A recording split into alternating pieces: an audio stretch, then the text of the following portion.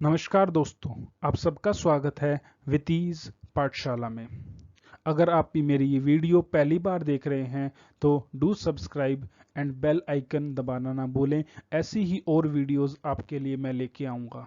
I am completing the syllabus for the UPSC civil service exam. Civil service exam के लिए detail में जो है आपका सिलेबस कवर कराया जा रहा है इस चैनल पे, एंड आपको ऐसी ही इंफॉर्मेटिव वीडियोस आगे मिलती रहेंगी। So do like and share the video. इस क्लास से पहले हमने जो है लास्ट क्लास में लॉर्ड लिटन के बारे में पढ़ा था। हमने लिटन के बारे में जाना था और लिटन की पॉलिसीज हमने देखी थी। लिटन की पॉलिसी में अगर हम बात करें तो लिटन का 4 साल का कार्यकाल था। इस समय में फेमाइन होता है। फेमाइन के कारण ये जो है बड़े इनको जो है नकारा जाता है कि ये फेमाइन को रोक नहीं सके, इनकी पॉलिसीज ठीक नहीं थी। देन ये वर्नाकुलर एक्ट लेके आएंगे जो कि बड़ा इफेक्ट पड़ेगा उसका। देन आर्म्स एक्ट इनके टाइम पे आएगा, आर्म्स एक्ट। एंड उसके अलावा हम बात करें तो ये अफगान वॉर में जो है लिप्त होंगे, अफगान वॉर में इन्वॉल्व होंगे। अब अगले 4 साल के लिए अब ये भी रिजाइन कर देंगे। जब इनका 84 में होंगे तो ही विल ऑल्सो रिजाइन, ये रिजाइन कर देंगे और ये वापस चले जाएंगे। देखेंगे कि क्या रीजन है। लॉर्ड रिपन ने भी रिजाइन किया, देन लॉर्ड लिटन ने भी रिजाइन किया था। लॉर्ड लिटन ने रिजाइन किया क्योंकि नए प्रधानमंत्री बन गए थे और उनको रिजाइन करना पड़ा। अफगान वॉर में जो है काबुल को जो है एक बार हार के दोबारा जीता गया उनके द्वारा, ब्रिटिशर्स मारे गए काबुल में, तो उनकी जो है बड़ी बेइज्जती हुई इंग्लैंड में। उनको जो है कहा गया कि आप जो है इस्तीफा देके भारत आ जाओ। तो इस क्लास के आखिर में आपको पता चलेगा कि लॉर्ड रिपन ने क्यों रिजाइन किया। स्टार्ट करते हैं क्लास। नाउ लॉर्ड रिपन के बारे में जानते हैं। अगर मैं लॉर्ड रिपन की अगर बात करूं, इंडिया में जो है लॉर्ड रिपन जो है उनका बहुत ज़्यादा योगदान रहा है। ही वॉज, इनका जो योगदान है वो इमेंसिबल है। इनका योगदान डलहौसी से भी ज़्यादा है। और ये इनका फोकस था भारत में सेल्फ गवर्नमेंट पे। भारत में ये जो है सेल्फ गवर्नमेंट में इस्टेब्लिश करने की इन्होंने सबसे पहले बात रखी और कहा कि हर एक कंट्री को अपनी सेल्फ गवर्नमेंट का हक है। The Lord Ripon was a staunch liberal democrat with faith in the self government में इनका फेथ था। He was appointed as the viceroy, इनको वाइसरॉय अपॉइंट किया गया था। जो नए प्रधानमंत्री बनेंगे ग्लैडस्टोन, उनके द्वारा जो है नेक्स्ट वाइसरॉय रिपन को नियुक्त करके भारत में भेजा जाएगा। इलेक्शन होते हैं और इलेक्शन में जो है 80s में जो सरकार बनती है वो ग्लैडस्टोन की एंडी लिबरल पार्टी की सरकार बनती है। नाउ रिपन वॉज इंस्ट्रक्टेड, जब उनको वहां से इंग्लैंड से भारत के लिए भेजा गया, उनको सीधा सीधा बता दिया गया था कि जो लिटन ने अफगान की पॉलिसी फॉलो की है उसको आपको रिवर्स करना है और अफगान के साथ पीस बनाना है। एंड वहां पे अब कोई हमारा रेजिडेंट अपॉइंट नहीं किया जाएगा। देयरफॉर सबसे पहले भारत में आते ही वो ये काम करेंगे कि पीस करेंगे विद द अफगानिस्तान के साथ, without affecting the British Prestige को, बिना अफेक्ट करे हुए तो समझौता किया जाएगा। The proposal of appointing a resident in the Kabul, उसको ड्रॉप कर दिया जाएगा। नाउ यहाँ पे एक और चीज मेंशन है कि ये जब आते हैं भारत में ये रिस्पॉन्सिबल होंगे for the rendition of the Mysore to the Hindu ruler को। It was also done by the Ripon के द्वारा। Now moreover he replace the vernacular press act जो लाया गया, उन्होंने इसको रिप्लेस कर दिया, रिपील कर दिया। Earn the much popularity among the Indian, और इंडियंस में ये पॉपुलर हो जाएंगे और इनको जो है इंडियंस के द्वारा कहा जाएगा कि liberator of the press. Lord Ripon is known as the liberator of the press. Then he devoted himself to the task of liberating the Indian administration, को लिबरेट करना था, प्रेस को लिबरेट कर दिया। नाउ नेक्स्ट जो इनका काम है कि एडमिनिस्ट्रेशन को कैसे लिबरेट किया जाए। नाउ सबसे पहले जो इनकी मोस्ट इंपॉर्टेंट चीज़ है वो है local self government.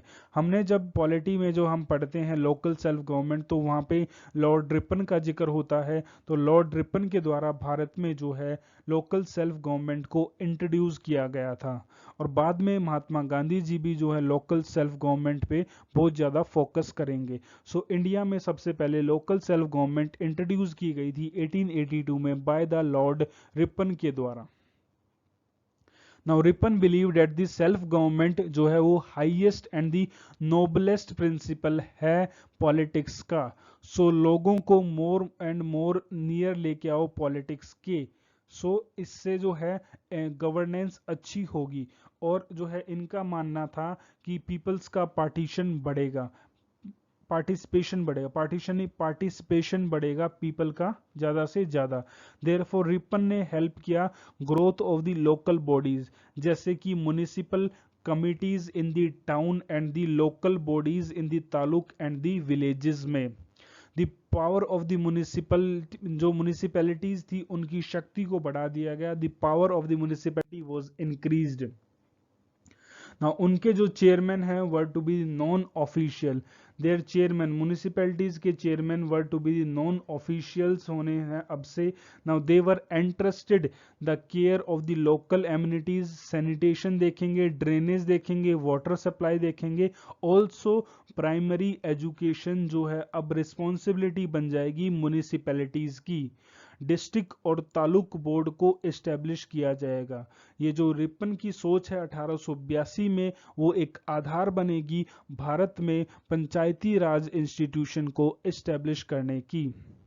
It was insisted that the majority of the members of these boards should be elected हों, और वो भी नॉन ऑफिशियल इलेक्टेड हों। The local bodies were given the executive power दी जाएगी with the financial resources of their own, इनके अपने financial resources होंगे। सो एक ये बहुत बड़ा स्टेप था, मैं कहूँगा सबसे बड़ा स्टेप था भारत में।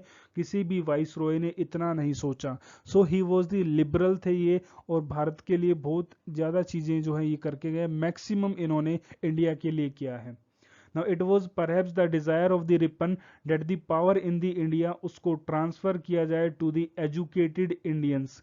So gradually धीरे धीरे जो है पावर को ट्रांसफर कर दिया जाए, जो पढ़े लिखे लोग हैं भारत में उनको पावर ब्रिटिशर्स जो है ट्रांसफर करके एग्जिट कर जाएं, ये इनका खुद का मानना था। He also insisted कि इलेक्शन हो, सिलेक्शन की जगह लोकल बॉडीज में जो है इलेक्शन कराने की इन्होंने बात रखी। सिलेक्शन नहीं हो, इलेक्शन होना चाहिए। Now in all these measures Ripon's concern was not so much in efficiency in the administration। सिर्फ इनका जो महत्व था कि डिसेंट्रलाइजेशन करना है, डिवोल्यूशन ऑफ द पावर करना है, इंडिपेंडेंट करना है, लोगों को नज़दीक लाना है, गवर्नेंस के पॉलिटिक्स में इन्वॉल्व करना है, डिसीजन मेकिंग में इन्वॉल्व करना है। Instead, Ripon diffused the administration, brought the government closer to the people। So government को पीपल के क्लोजर लेके आना है। सो डेट वॉज द इनका जो एजेंडा था। Now this was the most important achievement of the Ripon. Now it was Ripon who laid the foundation of the system, और जो आज तक भारत में फॉलो की जा रही है, functioning even today in the India. Education reforms की अगर बात करें तो लाइक द विलियम बेंटिक की तरह लॉर्ड रिपन को जो है champion of the Indian education कहा जाता है। आई विल रिपीट, जैसे लॉर्ड विलियम बेंटिक को, वैसे ही लॉर्ड रिपन को भी चैंपियन ऑफ इंडियन एजुकेशन कहा जाता है। इसको जानेंगे थोड़ी देर बाद क्यों कहा जाता है इनको। नाउ रिपन चाहते थे कि review of the working of the educational system जो भारत में है उसको रिव्यू किया जाए, of the recommendation of the Woods dispatch. So मैंने आपके साथ जो एजुकेशनल रिफॉर्म्स थे भारत में ब्रिटिशर्स लेके आए थे उनको डिटेल में डिस्कस किया है, तो उसमें एक वुड्स डिस्पैच भी है। सो आप जो है उस वीडियो को देख सकते हो, क्लास के बाद उसको रेफर कर सकते हो, आपको लिंक मिल जाएगी ऊपर कॉर्नर में। Now for further improvement of this system Ripon ने अपॉइंट किया commission in the 1882 under the chairmanship of the sir William Hunter की चेयरमैनशिप में जो है हंटर कमीशन को अपॉइंट किया जाएगा फॉर द एजुकेशन में इम्प्रूवमेंट लाने के लिए भारत में। द कमीशन को जो है हंटर कमीशन के नाम से जाना जाएगा। नेक्स्ट द कमीशन रिकमेंड करता है for the expansion and the improvement of the Lord Ripon elementary education of the masses, और यही जो है फीमेल एजुकेशन की बात की जाएगी और जो म्युनिसिपैलिटीज हैं उनको एलिमेंट्री एजुकेशन की रिस्पॉन्सिबिलिटी दी जाएगी।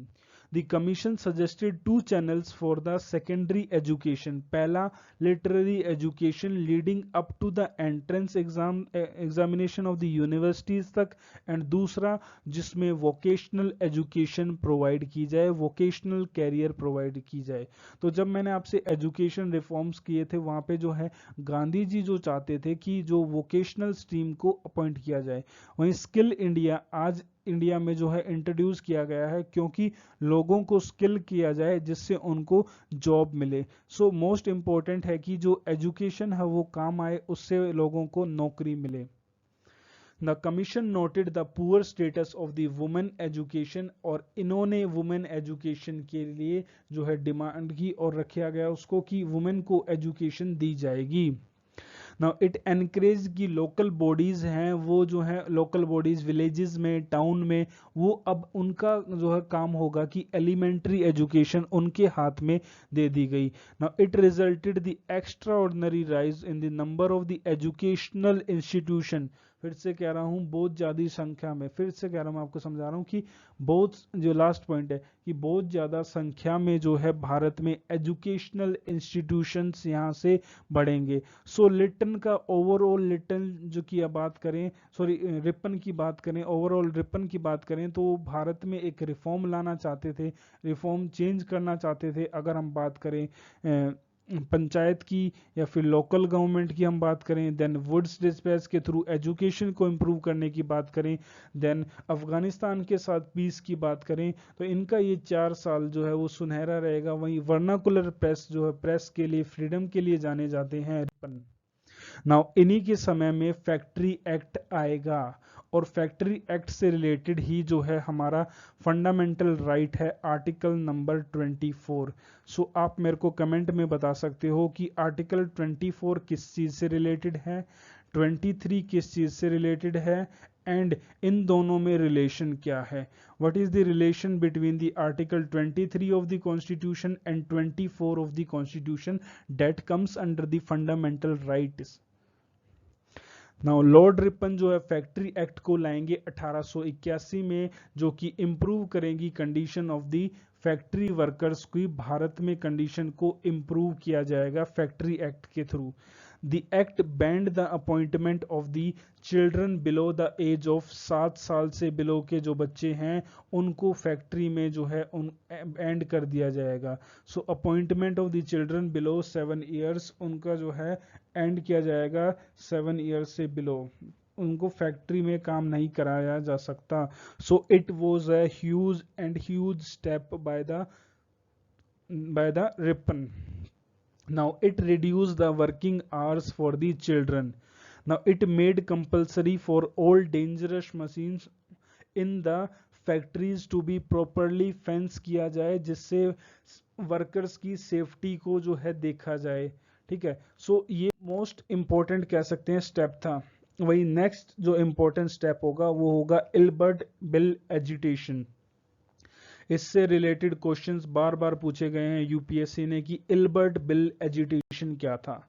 सो जब रिपन भारत में आएंगे तो देखेंगे कि जो भारतीय जज हैं उनको वो पोजीशन नहीं दी जा रही है as part the position with the European जजेस, मतलब कि भारतीय जजों और यूरोपियन जजों में जो है समानता नहीं है, दोनों में जो है डिफरेंसेस हैं। There are differences between the Indian जजेस एंड द जजेस of the Europe. Now the Lord Ripon wanted to remove the two kind of law that have been prevalent in the India। दो तरह के laws थे जो कि prevalent थे, उनको remove करना था। According to the system of the law, a European could be tried एक यूरोपियन व्यक्ति को ट्राई करने की पावर सिर्फ यूरोपियन जज के पास थी, यूरोपियन मजिस्ट्रेट के पास थी। सो इससे रिलेटेड जो है बिल लाया जाता है, ड्राफ्ट किया जाता है। द डिस्क्वालिफिकेशन ये थी जो अनजस्ट थी, और ये एक डिफरेंस करती थी between the Indian born members of the judiciary. Discredit, dishonour करती थी towards the Indian born member of the judiciary के प्रति। नाउ सीबी इल्बर्ट जो कि लॉ मेंबर थे, उन्होंने एक बिल इंट्रोड्यूस किया 1883 में, जो कि एबॉलिश कर रहा था discrimination in the judiciary. But Europeans ने उसको जो है अपोज किया, इंडिया में स्ट्रांगली अपोजिशन किया गया। इसका अपोजिशन सिर्फ भारत में नहीं, यूरोप में भी हुआ, इंग्लैंड में भी देखने को मिला। और इस इतने जो है इतना अपोजिशन के बाद जो है जो अगले दिन जो है क्या होता है कि they even raised a fund of the 1,50,000 rupees to establish an organisation called as the defence organisation बनाई गई, कि जो डिफेंस करेंगे। सो बहुत ज़्यादा क्रिटिसाइज किया गया था, यूरोप में भी क्रिटिसाइज किया गया था, न्यूज़पेपर्स के द्वारा क्रिटिसाइज किया गया था, उनमें खबर छपी थी अबाउट द रिपन को लेके। Now they also suggested that it was better to end the English rule in the India then to allow, सुनो फिर से क्या कह रहे हैं कि it was better to end the English rule in India, में जो है हम अपना रूल खत्म कर देते हैं, देन टू अलाउ कि English to be subjected to the Indian जजेस एंड द मजिस्ट्रेट। सो हम रूल खत्म करके वापस आ जाते हैं, और इससे अच्छा कुछ नहीं होगा, पर हम ये नहीं होने देंगे कि इंग्लिश को इंडियन जज और इंडियन मजिस्ट्रेट जो है वो सुनवाई करें। So that was the scenario. I hope आपको एल्बर्ट बिल समझ आया होगा। Now the press in the England, उन्होंने भी इस इशू को ज्वाइन कर लिया इनके साथ। हेंस द रिपन ने अमेंड किया the bill to satisfy the English in the India and the England में जो अंग्रेज थे उनको सेटिस्फाई करने के लिए इस बिल को जो है अमेंड किया गया। Now the Ilbert Bill controversy helped the cause of the Indian nationalism, और ये एक जो है मौका अब भारतीयों को नज़र में आ जाएगा। रिपन कहीं ना कहीं भारतीयों को रियलाइज करा जाएंगे कि यूरोपियंस कुछ अच्छा नहीं कर रहे थे, और वाइट मैंस बर्डन थ्योरी सब सिर्फ और एक मनगढ़ंत कहानी है, और ऐसा कुछ नहीं है। ठीक है, ये लोग हमारा फ़ायदा उठा रहे हैं। और इसी का जो हम नतीजा देखेंगे कि 1884 के बाद 1885 में जो है कांग्रेस का गठन होगा। 1885 में कांग्रेस का गठन होगा। The Ilbert bill controversy is a high watermark in the history of the Indian national movement. Ripon was totally disillusioned and the heart broken थे, एंड इसके बाद वो भारत से इस्तीफा देके, सो इल्बर्ट बिल कंट्रोवर्सी के बाद वो जो है रिजाइन करेंगे। सो मैंने आपसे स्टार्टिंग में कहा था कि क्यों रिजाइन करके जाते हैं, तो रीजन था इल्बर्ट बिल के कारण जो है वो रिजाइन करके भारत छोड़ के इंग्लैंड वापस चले जाते हैं। नाउ अब जो ये इन्होंने शुरुआत की थी इल्बर्ट बिल के थ्रू, वो एक नेशनलिज्म को अवेक करेगी, result of the awakening of the India and the birth of Indian national Congress. भारतीय राष्ट्रीय कांग्रेस का गठन होगा 1885 में। The very next year of the Ripon का डिपार्चर होता है भारत से, उसके अगले ही साल। नाउ अब जो है हम एस्टीमेट देखेंगे कि कैसा कार्यकाल रहा लॉर्ड रिपन का, अच्छा था बुरा था, इन्होंने क्या किया क्या नहीं किया, उसका एस्टीमेट देखते हैं। So Lord Ripon was the most popular, मैं बार बार कह रहा हूँ, most popular viceroy that England ever sent to the India. भारत में इनको बहुत उनका बोलबाला था, लोग इनको मानते थे, इनकी बात मानी जाती थी। The Indians by and large held him as the Ripon the good. Ripon the good के नाम से इनको भारत में जाना जाता था, because he was only the viceroy who handled the Indian problems with compassion and sympathy के साथ इन्होंने भारतीयों को अपने सम्मान समझा, एक साथ समझा, और इम्प्रूवमेंट करने की कोशिश करी। Now his attempt to remove the racial distinction in the judiciary, the repeal of the Vernacular Press Act, the rendition of the Mysore, and the introduction of the local self-government increase his popularity, इन सब factors ने इनकी popularity को increase कर दिया था। इनका resignation was deeply regretted by the Indians who cherished his memory with the gratitude के साथ जो है इनको याद करते हैं। सो भारत में इन्होंने जो है भारतीयों के लिए बहुत सारी जो है चीज़ों को ये चेंज करके गए, बहुत सारे सिनेरियो को इन्होंने जो है इंडिया में चेंज किया। सो आपने जब ये चैप्टर अब पढ़ लिया है, रिपन के बारे में आप डिटेल में जान चुके हो, तो आप मुझे कमेंट करके बताइए कि रिपन ने जो है भारत में ऐसा क्या किया जो उनको रिपन द गुड कहा गया, ऐसा क्या किया गया और क्या उन्हें कहना चाहिए। आपको क्या लगता है कि रिपन को रिपन द गुड कहना चाहिए? क्या ठीक था? लोगों ने इनकी वाहवाही की और इनको जो है एक उच्च उच्च स्थान दिया, मतलब हाईएस्ट पोजीशन दी, सम्मान इनका बहुत ज़्यादा किया। सो क्या वे ये उस लायक थे या नहीं थे? आई होप आपको ये लेक्चर पसंद आया हो। सो अगर पसंद आया हो तो do share, subscribe and like the video.